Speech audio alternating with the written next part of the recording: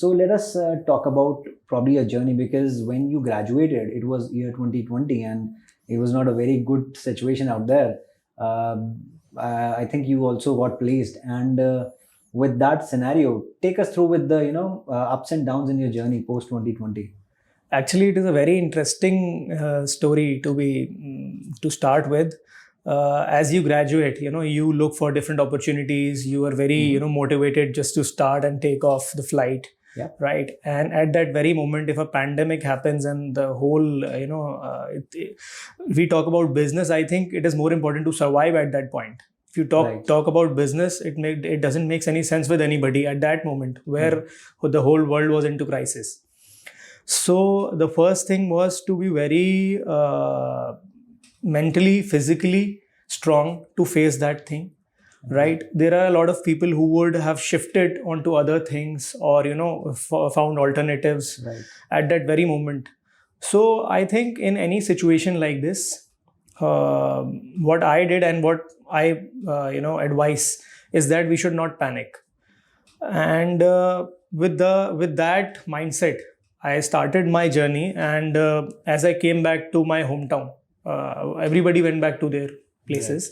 As I came back to my hometown, and since my family is into pharmaceuticals, so it was very tough for me, firstly, to convince them that at this point of time I wanted to do real estate, because everybody was had a very negative outlook towards the market, especially towards real estate, because it involves a lot of money, and there would be a scenario when people might default, not make payments, projects won't get completed.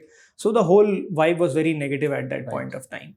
So at that moment, what I did was I kept really calm, and I just focused on my work, that I have the knowledge. Sooner or later, this thing will get resolved. And then if I take any other alternative, I would regret my whole life. So it is better to stay calm and take care of each other at that moment. And as time passed, we see there were a couple of challenges. See, when you start the journey, already there are a lot of challenges. When you are starting for any new business, so you need to enter into the market. And when you enter at such a position, so it becomes even more challenging. Right. So then I had to, connect with people over the call and, talk to them for hours. And during COVID, a lot of people had a leisure time. So they were also available. So this helped me making connects into the market. Moreover, there were a lot of panic deals in the market that we were looking for. Although I don't think many people would have made money on any panic deals. Ethically also, this won't be correct. Right. And then as soon as the first wave got ended, we entered into the second wave. So it was a very long period of 1.5 years where I had no options. Like I was trying again and again and again and again. There was some or the other obstacle I had to face. Right. So by the time 2021 ended, which was 1.5 years after I completed my graduation, that was the time when things got back to normal. So at that point, I was in a mental state that either I had to do or I had to leave the industry. Either I had to do something in this field, or I had to change, or I had to do something else, which I couldn't afford to. So I tried whatever I could do. I was on the ground 365 days. For the next 365 days, I was on the ground, dealing with people, talking to channel partners, looking for sites, making my connects. I was also, along with that, I was making my connects with development authority people, building my knowledge base. In real estate, we have a macro knowledge, and then we require a micro, knowledge of every particular market. Right. So that knowledge needs to be built, and that will be built only when you work in the market. With the experience. Yeah. So that experience I got from the next 2022.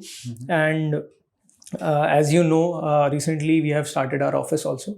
So by the end of 2022, with His grace, we had a site. We started our first project. and now we are doing quite well. Really interesting. Actually, a lot of groundwork is what you bring out in this kind of journey, and again with the strong persistence that you need to be sticking around to the probably your area of work that you are looking at. So that's really encouraging and motivating that ways.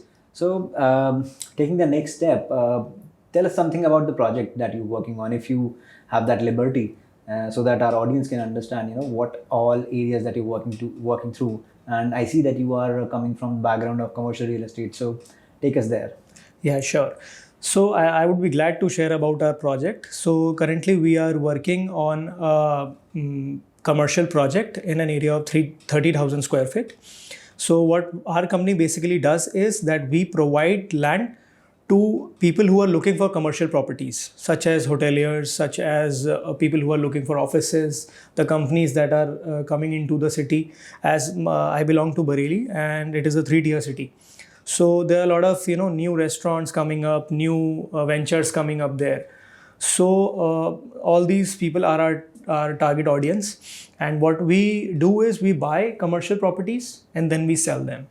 So in which talking about the commercial real estate market, so commercial real estate, one thing, location is the most important thing in real estate, but in commercial real estate it becomes even more important, because you will have business only where there is population, there is encatchment, and you just can't sell a commercial property on a rate or any particular thing, right? So you need to have all the aspects. No, neither a lower price could fetch you a client, nor a very good location could fetch you a client. I think there should be a balance of everything, and then you can succeed in that. Right. Again, a lot of groundwork and research needs to go there before you actually invest in some property, and you shape it up so that it can be sold. Definitely. A lot of groundwork and a lot of marketing needs to be done, because commercial real estate is as an expensive product. So you have it is kind of a B2B as well as B2C business. So in B2B transactions, you have to be very keen with your client, so as providing him a deal which he thinks is suitable for him, financially viable for him, and suitable for his business as well.